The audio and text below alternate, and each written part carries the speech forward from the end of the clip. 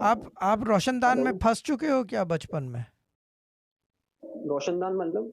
रोशनदान जो खिड़की होती है ऊपर वाली, जैसे कि उसके अंदर से कहीं गुजरते गुजरते फंस गए हो या गिर गए हो ऊपर से नीचे खिड़की से? एक्चुअली एक बार मैं सुसाइड करने वाला था, फिफ्थ खिड़ स्टैंडर्ड में।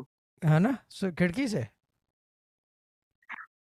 खिड़की से, हाँ, खुद ही मारने वाला था। मैं नीचे देख रहा था, मैं खुद ही मार दिया उसे। देखा ना, ये फिर बोलते हैं कि मुझे नजर नहीं आता, इन आंखों में भी मुझे दिखता है, ठीक है ना।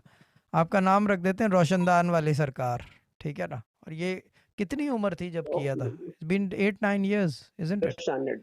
हैं? Fifth standard. कितनी कितने? पांचवी में। पांचवी में? ओके। फिर क्या किया फिफ्थ नहीं क्या? स्टैंडर्ड। क्या किया नहीं?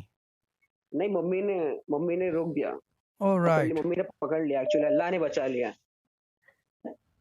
अल्लाह ने नहीं, माँ ने बचा लिया चंदा, ठीक है ना। अगर माँ नहीं होती तो आप अभी, वो अभी आप हिस्ट्री होते, नो डोर किसी और की कॉल में लाई हुई होती।